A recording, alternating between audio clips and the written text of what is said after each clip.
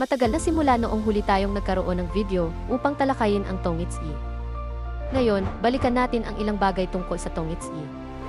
Nag-update sila ng maraming bagong feature. Simulan na natin ang video.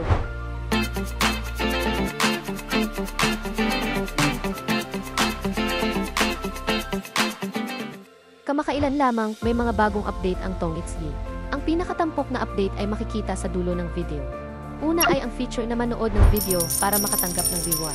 Kapag naubusan ka ng pera para maglaro, maaari mong gamitin ang feature na ito bilang alternatibo sa pag-reload ng pera.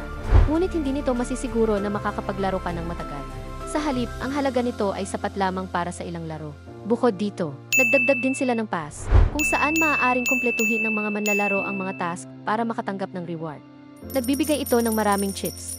Ang Go Card ay isa ring feature kung saan maaari kang kumita ng chips. Maaari kang makakuha ng mga card sa pamamagitan ng pagbili, paggawa ng mga task sa pass, paglalaro ng game, at pag-trade ng card sa pamamagitan ng Facebook. Kapag naipon mo na ang tamang bilang ng card, bibigyan ka ng API ng malaking bilang ng chips.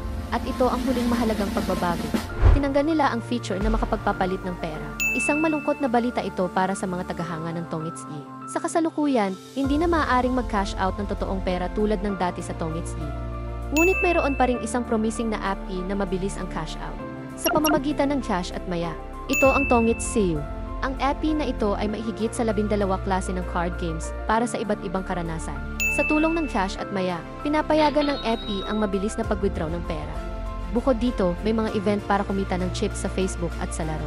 Sa pinakamababang halaga ng initial deposit sa merkado, ang ihigi 20 ay sapat na para makapaglaro ka ng isang buwan at mayroon pang cash out. Sa video na ito, makikita natin na ang Tongits-E ay hindi na isang lugar para kumita ng pera. Pero sa kabutihang palad, may isa pang pagpipilian. Ito ay ang Tongits-E. Maaari mong makita ang link para i-download sa ibaba ng description. At ngayon, paalam, kita-kits tayo sa susunod na video.